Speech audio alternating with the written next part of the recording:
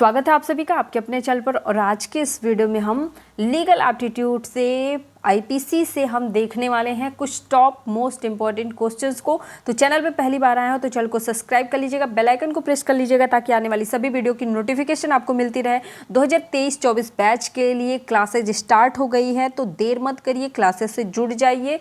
और live class के लिए आप थंबनेल पे लिखे हुए टाइम के अकॉर्डिंग डेली उस टाइम पे आकर के अपना लाइव क्लास अटेंड कर सकते हैं। तो चलिए स्टार्ट करते हैं आज का सेशन। आज के सेशन का पहला प्रश्न है, भारतीय दंड संहिता प्रवृत्त हुई थी। तो भारतीय दंड संहिता कब प्रवृत्त हुई थी? तो डेट वाइज अगर आपसे पूछता है तो बिल्कुल डेट आपको याद रखना है। 1 जनवरी 1862 को, 1 जनवरी 1862 को हमारी जो आईपीसी है, आईपीसी यानी कि भारतीय दंड संहिता है, ये प्रवृत्त हुई थी। ऑप्शन सी इस प्रश्न का सही आंसर हो जाएगा। अगला प्रश्न देखेंगे, अपराध के आवश्यक तत्व नहीं है। देखिए, जब भी नहीं टाइप के क्वेश्चन आए तो आपको हर एक ऑप्शन पता होना चाहिए, यानी कि इसके अकॉर्डिंग क्या चीजें आती हैं और क्या चीजें नहीं आती हैं। जब आपको पता होगा इसके अकॉर्डिंग क्या चीजें आती हैं, तभी आप डिसाइड कर पाओगे कि इसके अकॉर्डिंग क्या चीजें नहीं होती हैं। ठीक है, तो यहाँ पे आपसे पूछ रहा है कि अपराध के लिए आवश्यक तत्व नहीं है, तो अपराध के लिए आवश्यक तत्व नहीं है ऐच्छिक और अनैच्छिक कार्य। ऑप्शन बी इस प्रश्न का सही आंसर हो जाएगा। दोषपूर्ण आशय जो होता है अपराध के लिए क्या होता है, आवश्यक होता है। कार्य में लोभ सम्मिलित हो, यानी कि आप अपना जो है प्रॉफिट देख करके कोई आपराधिक कार्य कर रहे हैं, तो ये क्या है, अपराध के लिए आवश्यक होता है। तो ऑप्शन डी भी इस प्रश्न का लगभग सही आंसर है। मतलब कि अपराध के लिए आवश्यक तत्व है, तो ये तो ऑप्शन में होगा नहीं।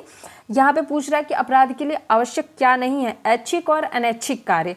ऐच्छिक जो आपकी इच्छा से होता है, जो अनैच्छिक जो आप बिना चाहे करते हैं। तो अपराध के लिए जैसे अनैच्छिक क्रिया बोलते हैं छींक आना, ठीक है, और बहुत सारी ऐसी पलक का झपकना, बहुत सारी ऐसी क्रियाएं होती हैं, कार्य होते हैं जो कि अनैच्छिक कार्य होते हैं।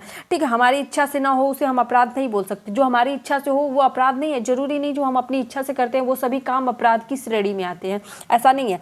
तो देखिए, जब क्या किया गया हो, दोषपूर्ण, किसी गलत संशय के साथ में, किसी गलत मंशा के साथ, किसी गलत आशय के साथ किसी को जानबूझ करके हानि पहुंचाई जाती है, तो उसे अपराध बोलते हैं। अब कह रहा है कि कार्य में लोभ संलिप्त हो, यानी कि हम किसी को बोल रहे हैं कि तुम मेरे साथ चलो और हम तुमको जो है पूरी तरीके से वहाँ पे सुरक्षित रखेंगे।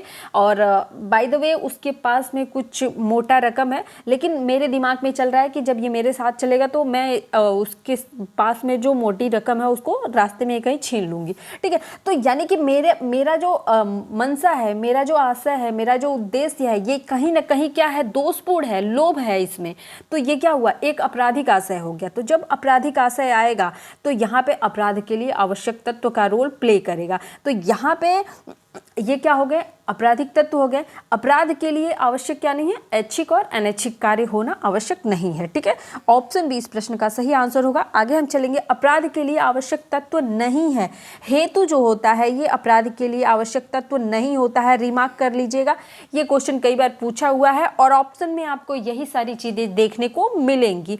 देखिए, अब अपराध के लिए आवश्यक क्या होता है, आपराधिक कृत्य। आपराधिक कृत्य क्या होता है, यानी कि आपने किसी को हानि पहुंचाया, जानबूझ करके आपने किसी को हानि पहुंचाया, ऐसा कार्य किया जिससे किसी को हानि पहुंचा और आप अपने दोस्त को मानने के लिए भी रेडी नहीं है, तो इसे आपराधिक कृत्य कहते हैं। दुराशय मतलब अबेटमेंट, यानी कि दुराशय बलपूर्वक या साहसपूर्वक किसी को परेशान करना या फिर उसका शोषण करना। ठीक है, दुराशय। मानव जो है, मानव होगा, मानव ही तो अपराध करेगा ना, तो मानव का होना भी आवश्यक है अपराध के लिए। ठीक है, तो चलिए इसी के साथ हम आगे प्रश्न पे चलेंगे। अगला प्रश्न है, निम्नलिखित अपराधों में से किसमें आपराधिक मनस्थिति अपेक्षित नहीं है, मेंस अपेक्षित नहीं है। यहाँ पे क्वेश्चन पूछा जा रहा है, तो द्विविवाह के लिए जो है आपराधिक मन स्थिति की कोई अपेक्षा नहीं की जा सकती है। द्विविवाह, जैसे अपराध करने का प्रयत्न जो हो जाएगा ये आपराधिक मनस्थिति के, यानी कि अपराध करने का, यानी क्या है, अपराध करने की कोशिश की जा रही है, तो अपराध करने की कोशिश की जा रही है। अगर की जा रही है यानी कि हमारे दिमाग में कोई दोषपूर्ण थॉट, कोई रॉन्ग थॉट चल रही है, तभी तो हम किसी को हानि पहुंचाने का, कोई अपराध करने की कोशिश कर रहे हैं। हत्या की बात आ रही है, मर्डर का मतलब क्या होता है, किसी को जानबूझ करके उसको मारना। ठीक है, मतलब उस को मृत्यु देना, ठीक है, जानबूझ करके किसी को हानि पहुंचाना, मृत्यु देना, मर्डर करना, ठीक है, तो ये भी एक आपराधिक कृत्य है, आपराधिक मन स्थिति है। और चोरी करना, चोरी मतलब किसी से हम मांग के उसका सामान उसकी सहमति से तो ले रहे हैं, यानी कि छिपते छिपाते हुए हम क्या कर रहे हैं, बचते हुए उसके सामान को गायब करने की कोशिश कर रहे हैं, चोरी कर रहे हैं, तो ये भी एक आपराधिक कृत्य है, तो आपराधिक मन स्थिति के अकॉर्डिंग आता है।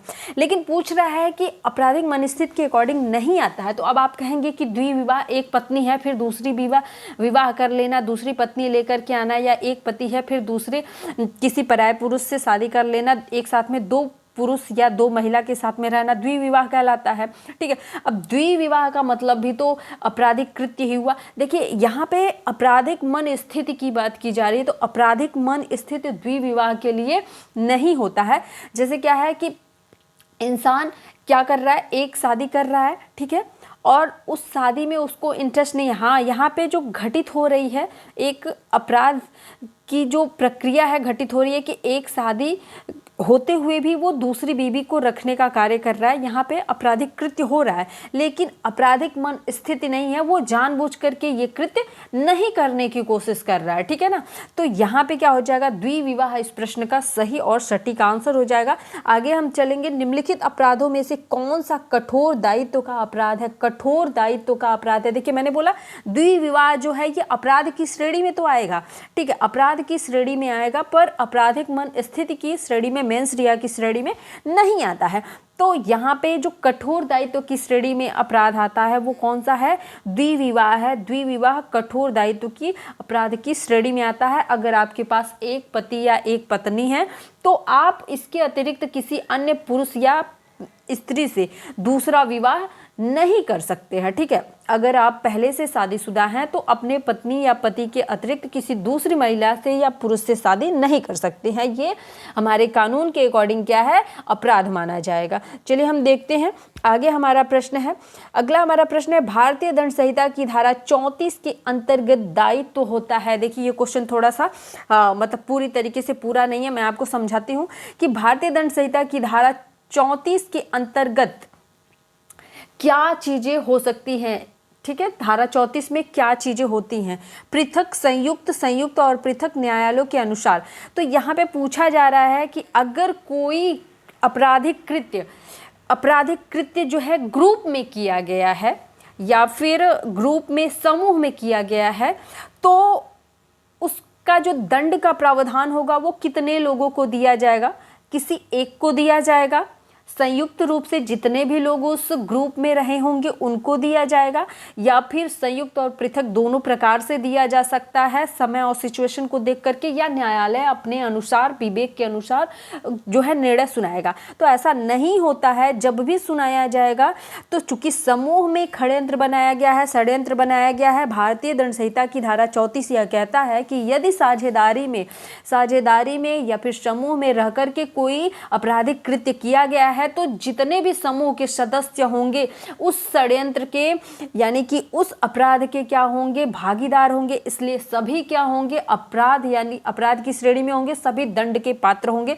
ऑप्शन बी इस प्रश्न का सही आंसर हो जाएगा। चलिए आगे प्रश्न देखेंगे, भारतीय दंड संहिता की धारा 34 के लागू होने के लिए निम्नलिखित में कौन सी आवश्यक शर्त नहीं है, ध्यान में रखेंगे। अब हम जान लेते हैं कि क्या आवश्यक नहीं है। तो धारा 34 के लिए आपराधिक कृत्य सामान्य उद्देश्य को अग्रसर करने का जो आपका उद्देश्य होता है यह आवश्यक नहीं होता। उद्देश्य की बात की जा रही है, उद्देश्य, ऑब्जेक्ट की बात की जा रही है, ठीक है ना। तो उद्देश्य आवश्यक नहीं होता, आपराधिक कृत्य सामान्य उद्देश्य आवश्यक नहीं होता है। लेकिन आवश्यक होता क्या है, एक बार हम जान लेते हैं। आपराधिक कृत्य कई व्यक्तियों द्वारा किया गया हो, तो जब भी समूह में किया गया है तो समूह के सभी लोग उसके भागीदार होंगे, सभी को दंड दिया जाएगा। 34 धारा कहती है आईपीसी की, आपराधिक कृत्य समान आशय को अग्रसर करते हुए किया गया हो, अपराध करने वाले कार्य में किसी न किसी रूप में सभी व्यक्तियों की भागीदारी हो। यदि समूह में कार्य किया गया है तो समूह के सभी व्यक्तियों द्वारा कुछ न कुछ एक्टिविटी की गई हो और समान आशय के लिए किया गया हो। यदि कोई चोरी भी की जा रही है, किसी का मर्डर भी किया जा रहा है, तो कुछ भी किया जा रहा है, तो कहीं ना कहीं से हर एक व्यक्ति का एक रोल प्ले हो, कुछ ना कुछ उसके द्वारा एक्टिविटी, कुछ ना कुछ गतिविधियां की गई हो, तो वो क्या होगा, धारा 34 के अकॉर्डिंग क्या होता है, ये आपका आता है। और सभी लोग क्या होंगे, आईपीसी की धारा 34 के अकॉर्डिंग दंड के पात्र होंगे। तो यहाँ पे आपका ऑप्शन डी सही आंसर हो जाए।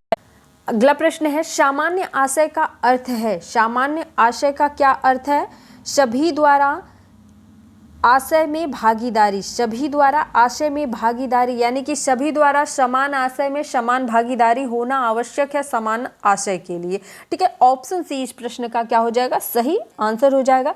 आगे प्रश्न देखेंगे, भारतीय दंड संहिता 1807 नहीं, करेक्ट कर लीजिएगा, 1860 है, 1860 ठीक है, की धारा, भारतीय दंड संहिता 1860 की धारा 53 के अंतर्गत कौन सा दंड नहीं है, निर्वासन दंड नहीं है। निर्वासन जो है ये दंड नहीं है, जुर्माना लगाना यानी कि आर्थिक दंड देना, संपत्ति का संपहरण करना यानी कि संपत्ति कुर्क करना, मृत्यु दंड देना, मृत्यु देना, तो ये क्या है, दंड है, जबकि निर्वासन क्या है, ये दंड नहीं है। ठीक है, तो ऑप्शन बी इस प्रश्न का सही आंसर हो जाएगा। आगे आपसे पूछा जा रहा है, विधि विरुद्ध जमाव के लिए कम से कम कितने व्यक्तियों का होना आवश्यक होता है। मोस्ट इंपॉर्टेंट प्रश्न है और आज का सेशन यहीं पे समाप्त होता है इस प्रश्न के साथ में। इस प्रश्न का सही आंसर हो जाएगा कि विधि विरुद्ध जमाव माना जाएगा यदि एक साथ में 5 लोग कुछ ऐसी एक्टिविटी को कर रहे हैं जिससे आम लोगों का जो है स्वतंत्रता भंग हो रही है या किसी भी प्रकार से उनको क्षति पहुंच रही है, तो ये क्या है, विधि विरुद्ध जमाव माना जाएगा। ऑप्शन बी इस प्रश्न का सही आंसर होगा। ठीक है, तो ऑप्शन बी इस प्रश्न का सही आंसर हो गया और आज का सेशन यहीं पे समाप्त हो गया। वीडियो पसंद आए तो वीडियो को लाइक करिएगा। आगे आप किस प्रकार की वीडियो चाहते हैं, और ये लीगल एप्टीट्यूड का आपका तीसरा मॉक टेस्ट था। कोशिश करूंगी कि इस प्रकार की सीरीज आगे आपको चलती रहे और जल्द ही आपका जो है टॉपिक वाइज सारी चीज़ें आपको पढ़ाई जानी स्टार्ट हो जाएंगी। तो चैनल से नहीं जुड़े हैं अभी तक तो चैनल से जुड़ जाइए। वीडियो को लाइक शेयर जरूर करिएगा। वीडियो देखने के लिए धन्यवाद।